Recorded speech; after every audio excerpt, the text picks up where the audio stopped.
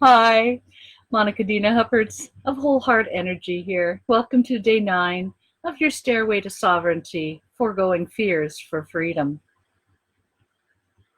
We're into week 2 of a new year, and we'll be dealing directly with the F word, the 4-letter word, fear.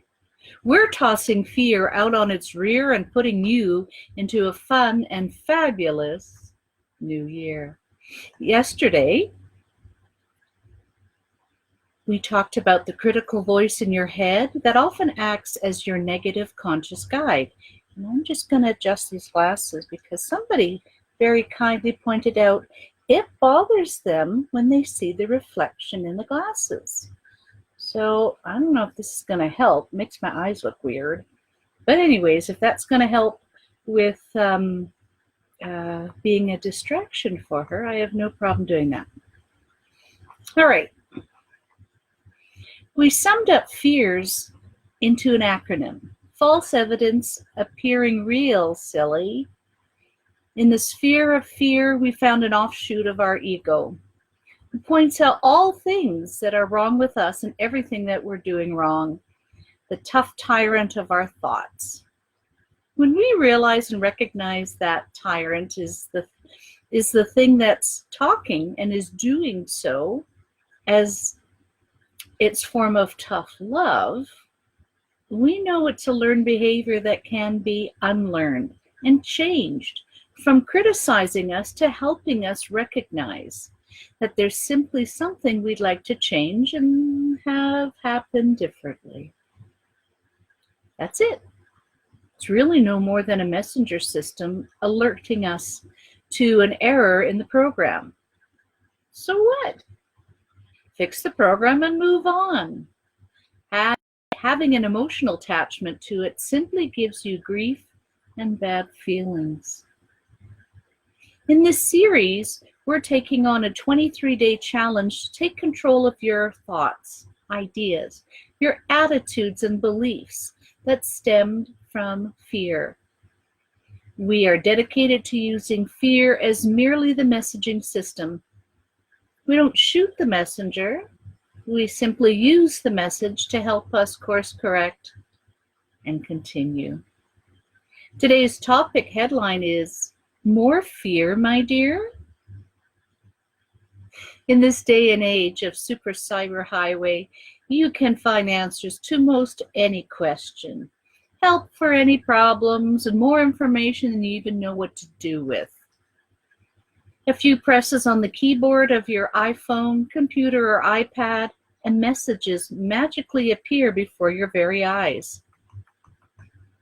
So you read and discover and distill and implement what you've learned, only to find that your shoulders have been surely and slowly scrunching up to your ears. Why? Because you've come across some well-meaning advice that didn't have all the facts. Partial information sent you down a lovely path that led to nowhere. No clear destination. Or at best, a fork in the road with no further instructions as to where to go next.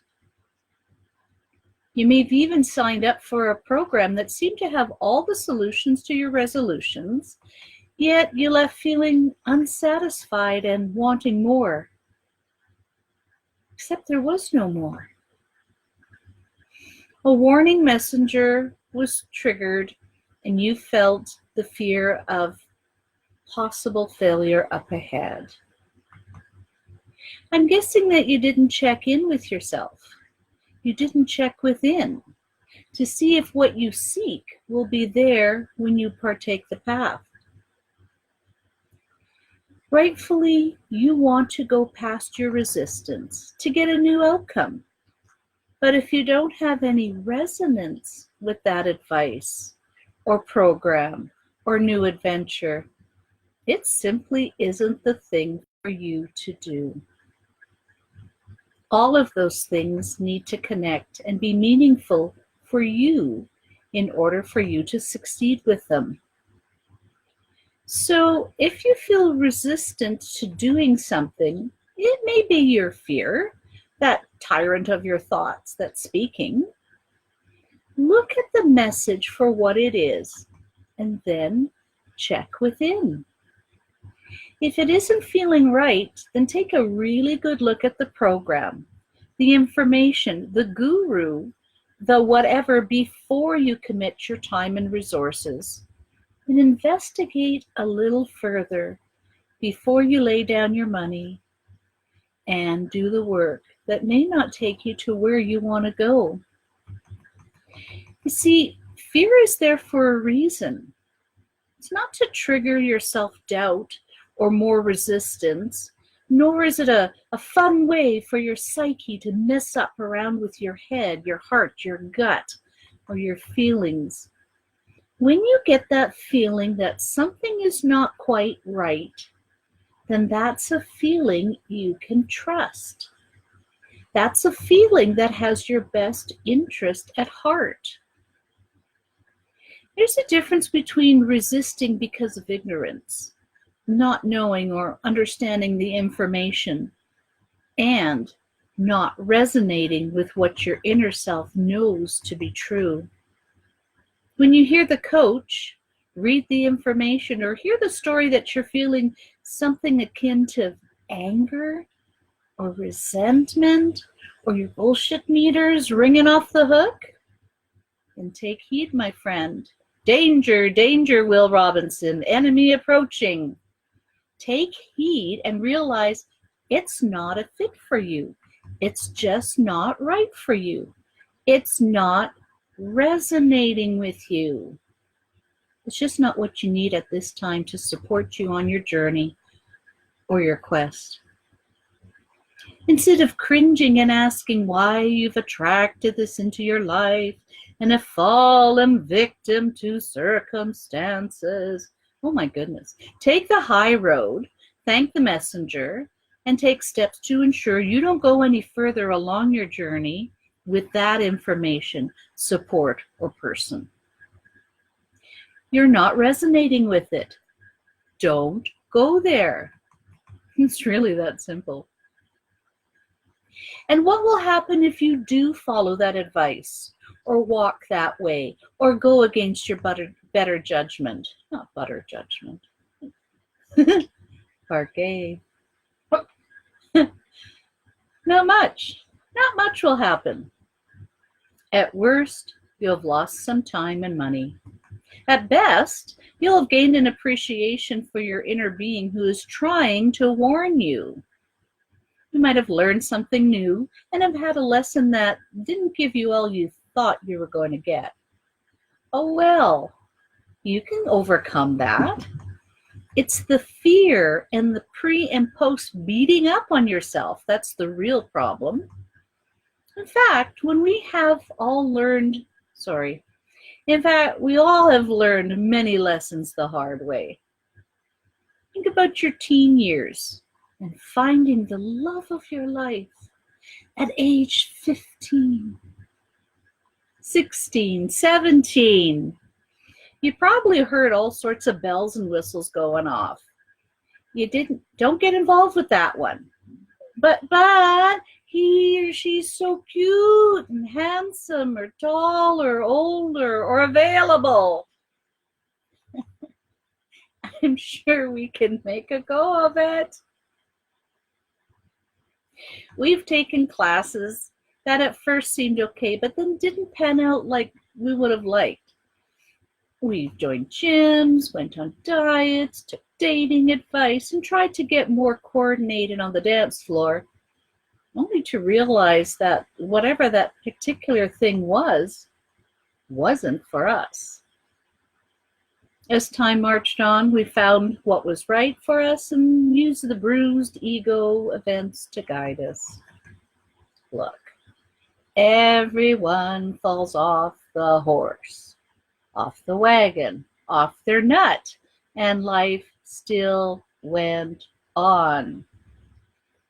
The sage advice is to always get back on and move on. It's what we do. And it's what you can do too. If you think about it, looking back, we are revisited by the stuff that we hadn't completed the first time around. The same or similar lessons kind of spiral back and pay us another call. With any luck, we do what we need to do in order to satisfy that lesson and mark it complete. Done. And if we haven't, we get fine-tuned. We awaken a little more, and then we can clear it out. As adults, we can overcome our childhood fears and programming. Check your gut. Consult your guides. Go within and see what is right for you. You may be farther along your path than the others who are just learning and trying to survive the new information. You may be more enlightened and awake, and therefore at a different state. You can recognize the difference between a kernel of truth, part of the whole, and that kernel looking like it's the whole truth. At the same time, that's all we can take in. As we gain more life experience, we can take a step back and see things for what they really are, and then proceed with a new understanding, determination, resolution. Self-care is one of the most overlooked topics that really needs our time and attention.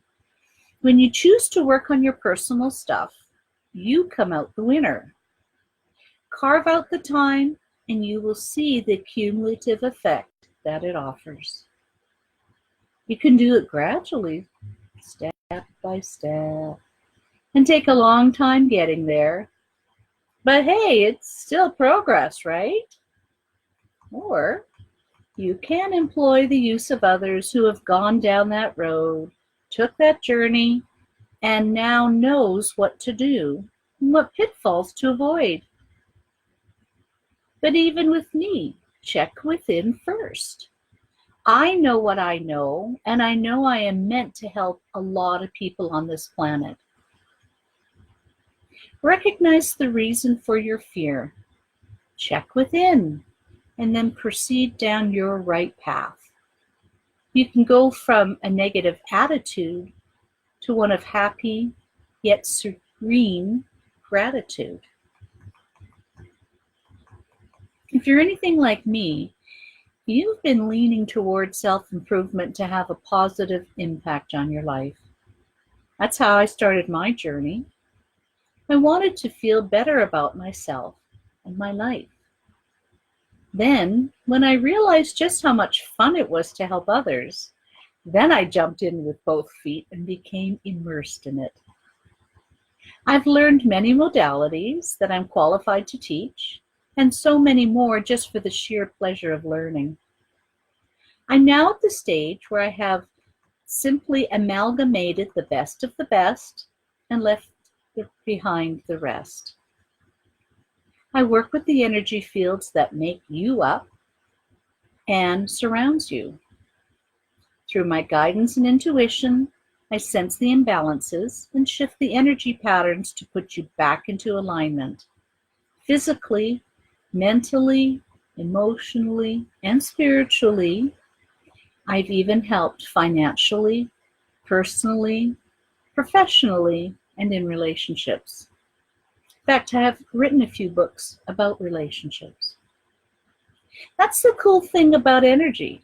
It's everywhere and it makes up everything and can be easily reconfigured to make different and new. Tune in tomorrow for the winds of change. I have an ebook on overcoming fear to aid you in your journey. Please check into it. I hope that you're supported during this quest and can find someone to go along with you on your journey. Let's do this together. Together is better. Book your free Getting to Know You call with me, and you'll see how you can release the fear, move forward into a new way of being. Click the link below the video and I look forward to meeting you. Take care. Monica Dina Hupperts of Whole Heart Energy Healing. This has been day 9 of your Stairway to Sovereignty, Forgoing Fears for Freedom, so you can get a new year, a new decade, and a new you off to an abundant new start. Cheers to your success, everybody. Take care. Bye-bye.